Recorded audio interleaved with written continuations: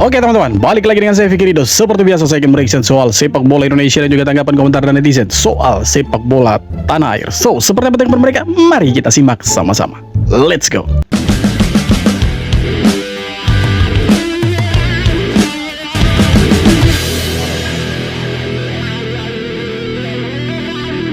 1001% FIFA dan AFC memang akan meloloskan Arab Saudi ke Piala Dunia 2026. Alasannya kenapa? Ya, karena Pertamina-nya Arab Saudi jadi sponsor Piala Dunia 2026 dengan kontrak terbesar. Dan ini udah menjadi kode untuk kita semua bahwa bagaimanapun caranya timnas Arab Saudi wajib lolos ke Piala Dunia. Jadi kita nggak perlu heran lagi kenapa AFC menunjuk wasit asal Timur Tengah untuk memimpin pertandingan timnas Indonesia melawan Arab Saudi nanti. Tujuannya untuk apa? Ya, tujuannya untuk Arab Saudi bisa mengalahkan Indonesia. Dan sudah sangat pasti wasit asal Kuwait ini lebih memihak pada timnas Arab Saudi dari semua keputusannya di round 4 nanti. Ya, jadi kesimpulannya donatur lah yang berhak untuk mengatur. Kalau menurut kalian gimana?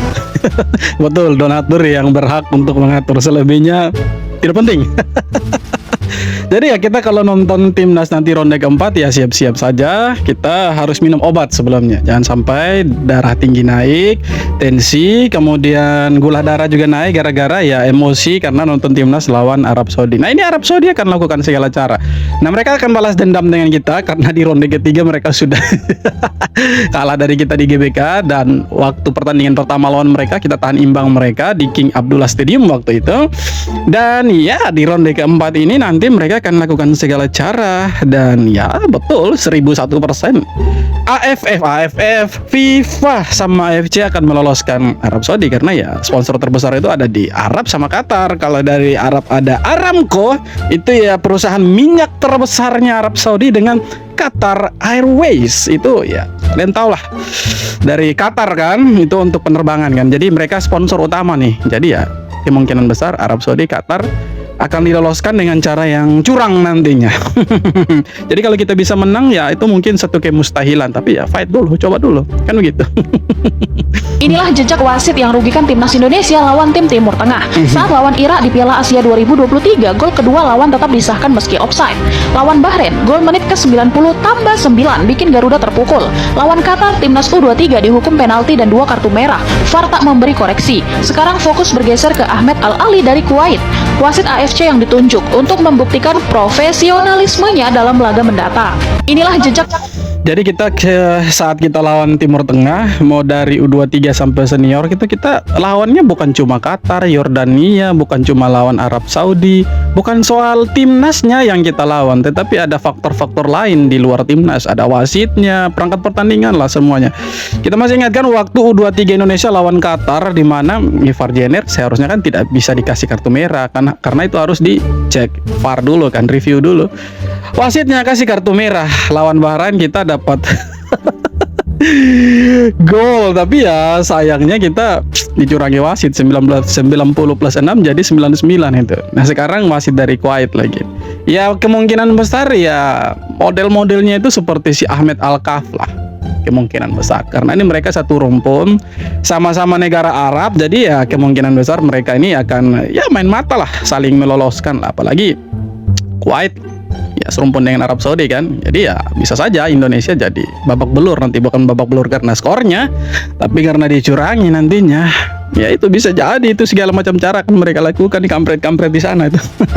Datang ke tanah Arab untuk melawan tim Arab yang dipimpin langsung oleh wasit Arab.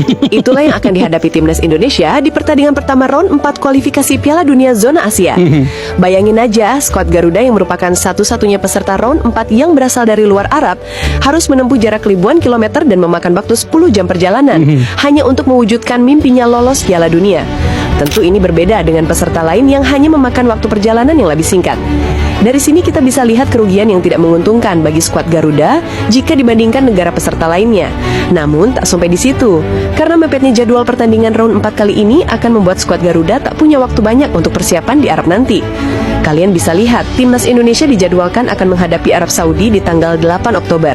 Sedangkan pemain Indonesia yang rata-rata diisi oleh pemain yang bermain di Eropa, kebanyakan pertandingannya baru berakhir di tanggal 6 Oktober. Nah itu artinya kita bermain nanti tanpa latihan, kemungkinan besar ya, semoga bisa latihan lah. Kalaupun latihan paling tidak ya sebanyak waktunya Arab Saudi dan Irak, karena selain kita jadwalnya mepet, ya ribuan kilometer, men. Ini dari Indonesia, belum pemain-pemain diaspora yang lain. Ada yang dari Amerika, Italia, Jerman, Prancis, Belanda, iya kan, Inggris. Jadi mereka datang dari jauh-jauh datang di Arab Saudi nantinya. Itu ya kemungkinan besar tanpa latihan dan pastinya kelelahan. Nah, ini dimanfaatkan betul sama mereka nantinya nih ya, supaya kita gagal lolos lah. Apalagi statusnya kita kan negara non Arab, jadi mereka akan kong kali kong saling main mata supaya saling meloloskan pastinya. Pasti itu.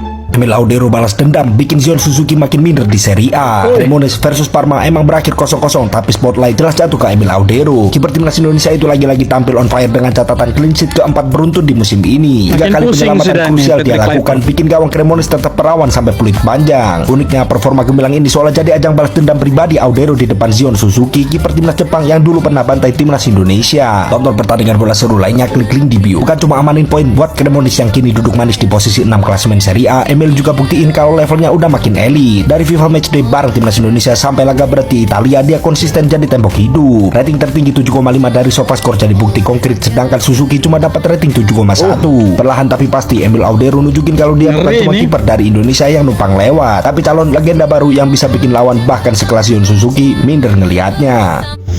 Berat ini pilihannya Patrick Kluivert nanti untuk ronde keempat. Khususnya kiper ya, Emil Audero atau Martin Paes ini. Bingung dia, sama-sama gacor di belakang ini. Tapi ya layak lah kasih kesempatan untuk Emil Audero, karena kalau dilihat dari performanya beberapa pertandingan terakhir di Serie A, ngeri nih kiper ini. Cremonense sekarang ada di peringkat ke-6. Bayangkan peringkat 6 itu kipernya dari Indonesia. Sadis itu, Pak. Adakah Malaysia di sana? Tidak ada. Jangan cari yang tidak ada. Kelvin Verdong mendapat hujatan dari fans Lille. Ya, kalian bisa lihat begitu banyak komentar hujatan dan kritikan yang menuju ke Kelvin Verdong. Namun kenapa Kelvin Verdong dihujat ya? Apa mainnya sejelek itu? Ya, di debutnya bersama Los Lille semalam, Kelvin Verdong masuk pada menit 18. Meskipun Los Lille kalah 3-0 semalam atas Lens, tapi kalian bisa lihat rating Kelvin Verdong itu 7,2, yang artinya penampilannya nggak buruk guys. Tapi kok bisa sampai dihujat ya? Karena artinya kan penampilan Kelvin Verdong cukup baik, apalagi untuk debutnya di tim barunya ini. Dan kalau kalian lihat highlightnya lagi, sangat terlihat Kelvin Verdong ini udah cukup padu bersama Los Lille. Dan atas debutnya semalam, Kelvin Verdong jadi orang Indonesia pertama dan ASEAN pertama yang bermain di Liga 1 Prancis. Artinya fans dari Los Lille ini cukup rasis guys. Padahal back andalan timnas Indonesia kita ini udah memberikan yang terbaik karena terbukti mendapatkan rating hijau. So jadi gimana menurut kalian melihat seorang Kelvin Verdong mendapatkan hujatan dan kritikan dari fans Los Lille? Ya biasalah itu, pertandingan pertama kurang memuaskan, apalagi kalah kan 3-0. Jadi ya wajar lah dihujat-hujat, dikritik-kritik. Ya mungkin nanti Verdong akan membuktikan lah di pertandingan-pertandingan berikutnya. Kan kita tahu ya konsisten seperti apa. Jadi ya kita lihat saja nanti, dari sebuah hujatan jadi sanjungan nanti. Tenang itu, Verdong pasti buktikan itu. Dosa wasit sifat Tompu Udom yang menghantui skuad Garuda. 1. Kenapa ini wasit telur ini lagi yang pimpin? Macam tidak ada wasit lain nih, wasit VAR ini hanya wasit Laswi ini terus yang pimpin ini. Kenapa selalu dia gitu ya? Apakah di AFC ini tidak ada wasit lain? Gol kedua timnas Irak di Piala Asia 2023. Kontroversi pertama dibuat saat laga fase grup Piala Asia 2023. Ketika itu, Udom bertugas sebagai asisten VAR untuk wasit utama Salman Falahi dari Qatar. Sementara laga dipimpin Ilgiz Tantasev. Perdebatan terjadi pada gol kedua Irak yang dicetak Osama Rosiat. Sebab dalam prosesnya terjadi pelanggaran terhadap salah satu pemain timnas Indonesia. VAR sempat melakukan pengecekan tetapi kemudian dianggap kurang bukti. Nama Udom mulai mencuat di kalangan penggemar sepak bola gara-gara latar belakangnya yang asal Thailand. 2. Timnas Indonesia U23 versus Timnas Qatar U23. Laga ini penuh dengan kontroversi. Jelas. Udom yang bertugas sebagai wasit utama VAR berandil besar pada hadiah penalti untuk Timnas Qatar U23 berkat bisikannya kepada Nasrullah Kabirov. Sang wasit utama awalnya menilai pemain Qatar yang dilanggar Rizky Ridho. Ternyata setelah dicek oleh VAR, keputusan diubah menjadi penalti. Sontak, pada laga tersebut skuad Garuda Muda harus kalah dengan kepala tegak hingga akhirnya bisa mencapai babak semifinal Piala Asia U23. Pertanyaannya, di AFC ini wasit-wasit yang ada di Federasi AFC apakah cuma dia yang bisa operasikan itu VAR atau bagaimana gitu? Kenapa hanya dia punya nama dari Thailand ini, tidak ada orang lain lagi? Bosan kita dengar dia punya nama ini, kampret memang. Josh Luhukai, pelatih klub Eropa berpengalaman yang memiliki nama belakang dari marga Maluku. Josh Luhukai ialah pelatih yang pernah menangani klub-klub besar di Liga Jerman seperti Stuttgart, Augsburg, Borussia Mönchengladbach, dan beberapa klub lainnya di Liga Belanda dan Inggris. Kita ini bukan hanya soal pemain ya, ada pelatih juga bos yang punya garis keturunan Indonesia tuh. Jadi banyak penuh ini. Seperti VVV Venlo dan Sheffield Wednesday. Ia juga merupakan pelatih Sheffield Wednesday ketika Joy Pelupesi masih bermain di sana. Marga Luhukai berasal dari negeri Paperu yang terletak di Kecamatan Saparua, Kabupaten Maluku Tengah, Provinsi Maluku. Josh Luhukai sendiri berkeluarga negaraan Belanda yang semasa aktif sebagai pesepak bola berposisi sebagai gelandang tengah.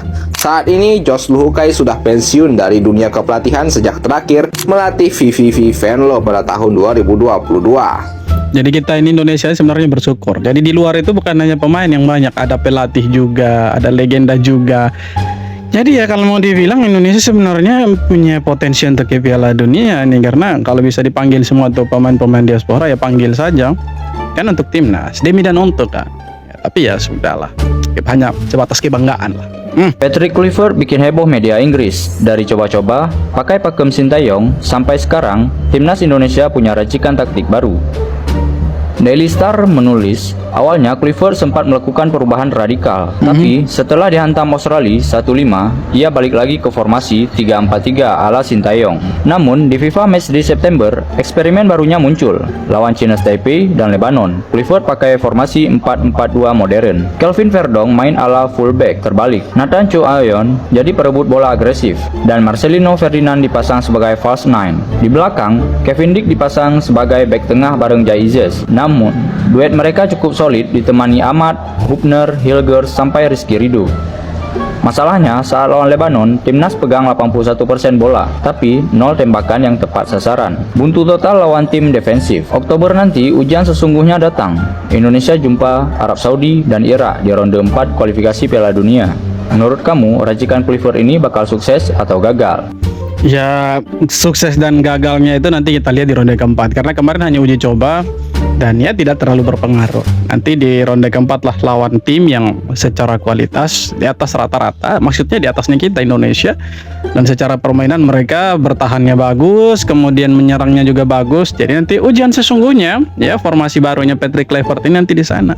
Apakah kita bisa nanti ya membobol gawangnya Arab dan juga Irak, atau justru kita yang kewalahan?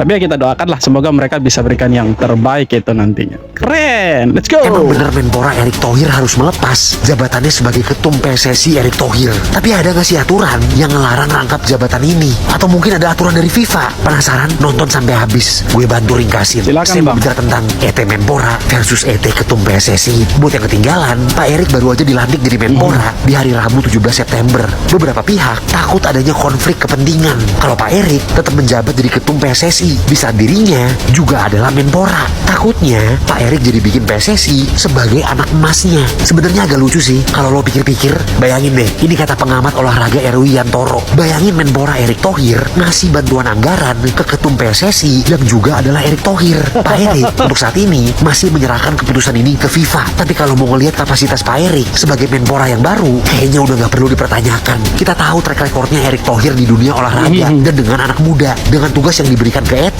mulai dari nata ulang, strategi olahraga nasional, fokus tentuin cabur prioritas di Olimpiade, SEA Games, dan PON, hingga menjadikan olahraga sebagai bagian dari kehidupan masyarakat. Kita harusnya bisa optimis sih dengan penunjukan ini. Kita doain aja ya, semoga olahraga kita bisa semakin maju di bawah Menpora yang baru ini.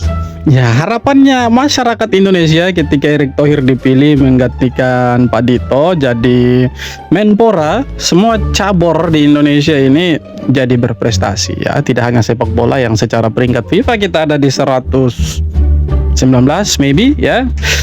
Tapi ya olahraga-olahraga lain bisa lebih bagus lah, dapat prestasi dan membanggakan Indonesia terkhususnya.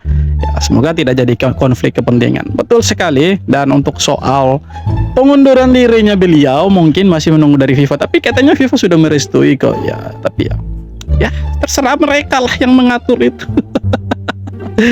Ya terserah mereka lah, mereka mau jadi apapun Indonesia ini urusannya mereka. Yang penting ya semuanya baik-baik saja. Jadi kita menikmati saja apa yang mereka berikan nantinya, dan kita bantu doakan supaya timnas Indonesia bisa lolos Piala Dunia. Karena yang terpenting sekarang prioritas yaitu timnas Indonesia dulu lah, ya kan? Kalau mungkin setelah ronde keempat gagal atau berhasil ya Pak Erick Thohir mau mundur, silahkan. Untuk sekarang sabar dulu, wait, jangan dulu karena masih membutuhkan Pak Erick Thohir. Siapa tahu masih ada pemain naturalisasi baru ya. Oke teman-teman, jadi itu dia beberapa video tanggapan komentar dan netizen soal sepak bola Indonesia. Jadi nanti bulan depan kita akan lawan Arab dan juga kita akan lawan Irak ya di ronde keempat kualifikasi Piala Dunia zona Asia. Dan mainnya itu nanti tengah malam. Ya, kita nonton saja lah, kita dukung timnas, kita doakan semoga dapat hasil yang terbaik karena jarak timnas Indonesia ke Piala Dunia itu cuma 180 menit atau 2 pertandingan. Jadi kalau kita bisa menang 2 pertandingan, walaupun berat rasanya, ada walaupun, ya kita bisa lolos ke Piala Dunia. Ya, itu harapannya kita semua. Oke, terima kasih banyak sudah nonton. Thank you. Kita jumpa lagi di video-video berikut. Hormat.